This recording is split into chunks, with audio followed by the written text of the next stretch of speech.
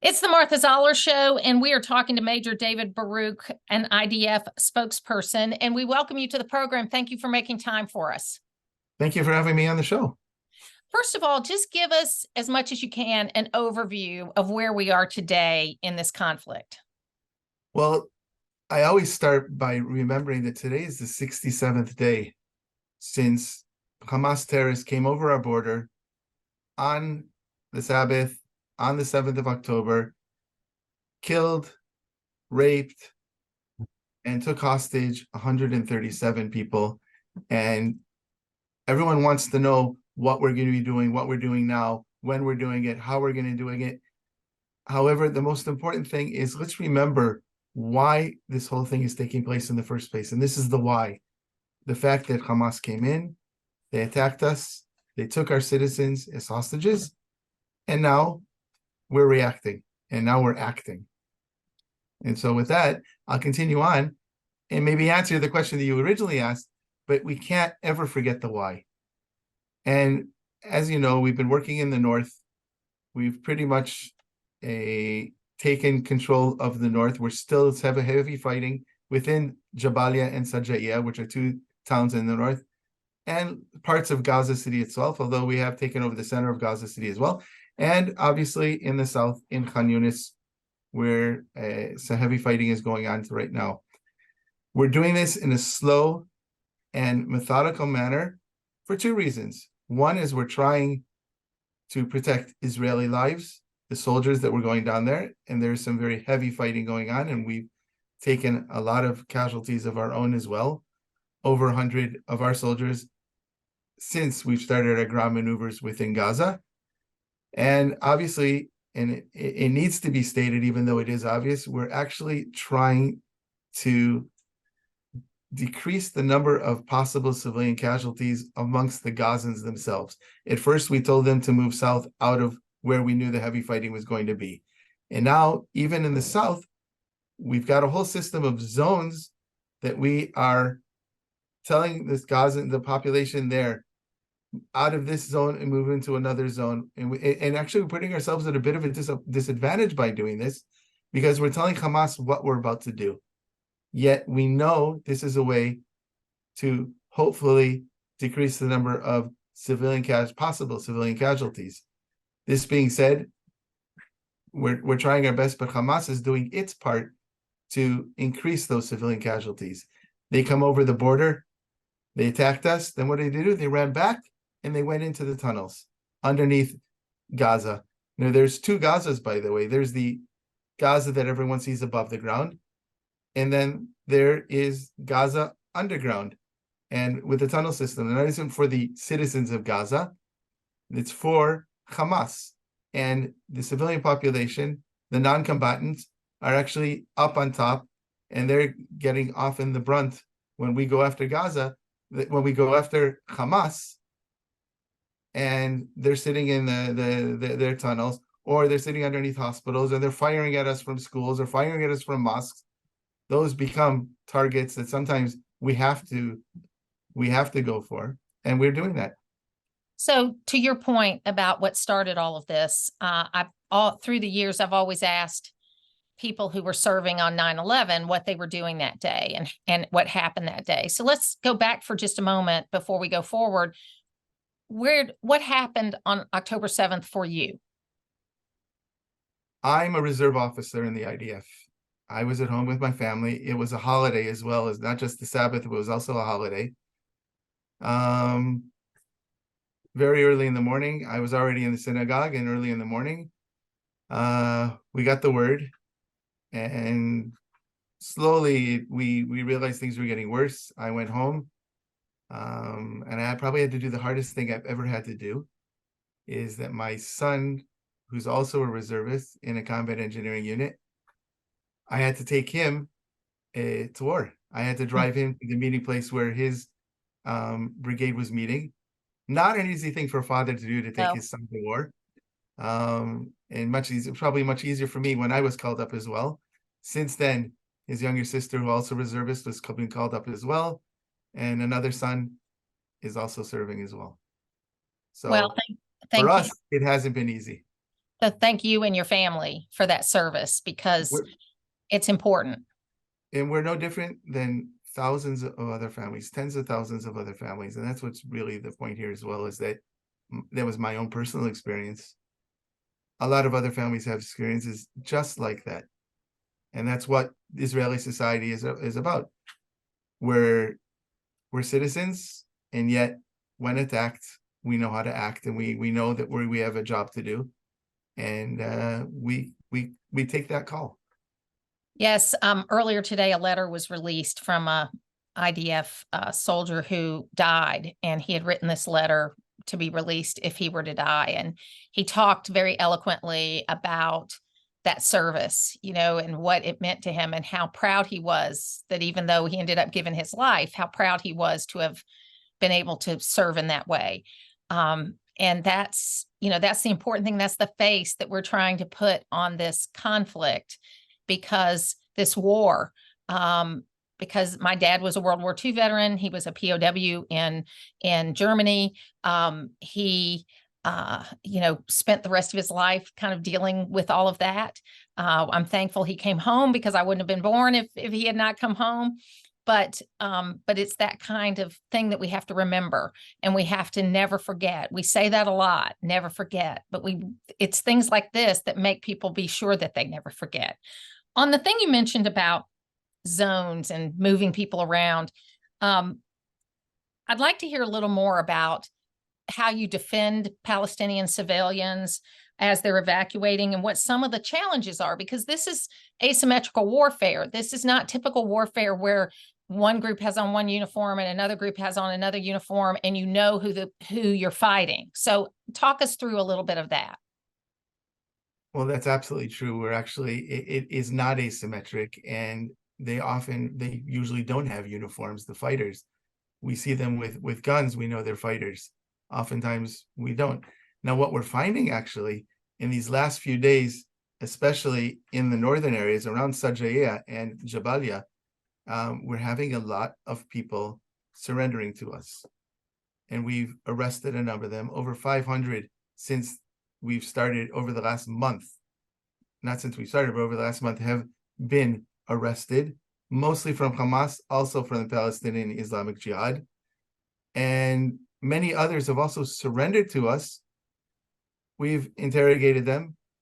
We've spoken with them. We found out if they're Hamas or not Hamas, and they've been released, those that aren't members of Hamas or those who aren't fighting right now. And so we've released them. It's definitely a serious issue for us, and it's a difficult one because we don't believe that our battle is against the citizens of Gaza, of the whole Gaza Strip, where our battle is against Hamas. And Hamas isn't an organization that we've seen, even with the statistics they're throwing out there all the time. We're dealing with there's no way that anybody can know the numbers that they're throwing out there. I certainly don't know the numbers. I only know one number, and this one goes back to your father as a POW as well, is that I know that there are 137 civilians and military who've been kidnapped into Gaza. That's the only number that I can actually honestly say is 100% true. Any other number, not. Regarding the civilians we moved out, we've got this grid system with small areas, blocks at a time, so we know, and the people in Gaza know the area and they know the grids well. It's not something we've just came up with and we said, learn this really quickly. It's based on their knowledge of the area as well. And what we've done, we've told them, move from this area to that area. That actually is saving a lot of lives. It's not possible that it's not an easy situation for the people there. I'm certain of that. This is war. It's also not easy for the people in Israel who have also been displaced from their homes, 250,000, up to 250,000 people that have been displaced. They've had to do that as well.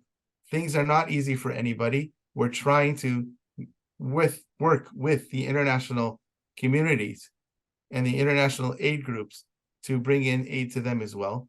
We're doing that. Oftentimes, the world organizations that are supposed to be helping are actually not helping as well. And we're getting a lot of that as well. To that point, and you may not know the answer to this question, that's all right. You would think that the International Red Cross would be demanding access to the hostages because that was part of the deal that allowed a ceasefire for a few days and some hostages to be released. But I haven't seen anything. Maybe I've missed it. I haven't seen anything from the International Red Cross saying we demand to see these hostages and we're going to make an issue of this. Has there been? I'm a spokesperson for the Israel Defense Forces, and I don't think I'm the right person to be speaking to this issue about the International Red Cross or the Red Crescent or anything like that. I know that, like you said, they're supposed to be visiting and bringing medicines to those individuals. I know that there is a representative of the Red Cross here in Israel right now. I would actually think it would be great if you get them on your show and ask them these questions. I am going to. I'm working on that. Much of Hamas's leadership is outside of Israel. I know that the goal is to get rid of Hamas. How do you approach, when you have leadership that's living high on the hog outside of Israel? We have two goals to this operation, by the way, and we can't forget that. The first, there are first and the other first, by the way. The two goals are bringing home those 137 hostages and totally dismantling Hamas's ability to ever do what they did again on the 7th of October. It is important, and they two go hand in hand. We believe that as we put more pressure on them, like we did in the previous month, they were actually letting, they were actually letting hostages free. Without the pressure, they're not doing that. So that's with the hostages, and we have to keep the pressure up on them. Hamas, wherever they are, we've shown this already, whether they be in Gaza or whether they be in Judea and Samaria, the West Bank, whatever you want to call it, we're going after Hamas there as well. And we're going after Hamas even in Lebanon. And we're going after Hamas other places around the world. Our political leadership and our military leadership have both said that wherever Hamas and people involved with the attack on the 7th of October are, it may take a day, it may take a week, it may take a month, it may take years, but every one of them is going to be brought to justice. The thing, and this is what I don't understand, is how many things I don't understand about this conflict. But what I don't understand is how the Palestinian people don't see that Hamas's goal is to end Israel, to kill Jews, and they don't care how many Palestinians die on the way to doing that. I don't understand why they don't see that. It seems very apparent to me. But the second thing is that so much money has been put into Palestinian aid over the years. Gaza could be Singapore. Gaza could be this fabulous place that people want to go to. But the money, and I don't expect you to answer this, you're the IDF spokesperson. I just want to get this off of my chest. That money has been used to build munitions and tunnels and fight Israel when it could have been used to make the lives of the people better. I don't understand it. It's hard for me. It's so outside my realm of possibility, and I know you live with it every day. So it's probably easier for you to understand. Our political leadership made a decision 18 years ago to leave Gaza 100% and displace Jews that were living in Gaza into Israel proper, not in the Gaza Strip. Gush Katif, as it's referred to in Hebrew. We made that decision, and that was a political decision by our leadership, and we as the military took part in that and undertook to do that mission.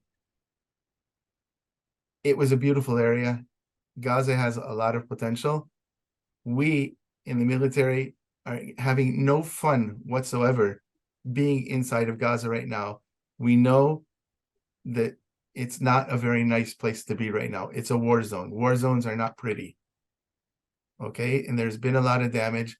I'm hoping that after all of this, that Gaza will be rebuilt and will be rebuilt upon educating the people of Gaza themselves.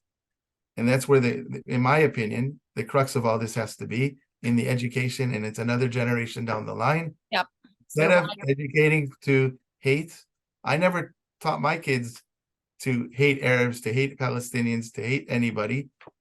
And I'm expecting, and I would hope that a new leadership will come up that they don't have to love us, but at least not to hate us and to live with us. So one final question, because I know you have to go. What are your concerns about another terrorist attack, either inside Israel or globally? We're right now very concerned about such an attack, and we're on alert. Obviously, we're in a war down south, and we have up north, another front developing, and we're trying to keep it so it doesn't develop into another front seriously. And to be quite honest, we had always learned about we always planned for certain scenarios that may happen. And we always thought that they may happen even more so up in the north with Hezbollah and out of Lebanon. And we also thought they could happen down south as well. Not on this scale we hadn't really thought about yet. So we're concerned that this may happen again up north as well, or within Judea and Samaria. So terrorism is something that we've been living with for many, many, many years, too many years. So yes, we're concerned with terrorism. And yes, we're concerned that things can develop into other more serious situations up north. And also, let's not forget our friends down south, the Houthis in Yemen, what they're doing to not just Israel, but to maritime travel for all countries right now coming through that strait near Yemen. So things are developing, and we need to really look at what the core of all this is. And perhaps we should be looking towards Iran, which is perhaps the basis of everything that's happening right now. They've been with Hezbollah, backing Hezbollah all around. They've been backing Hamas. They've been backing the Houthis in Yemen.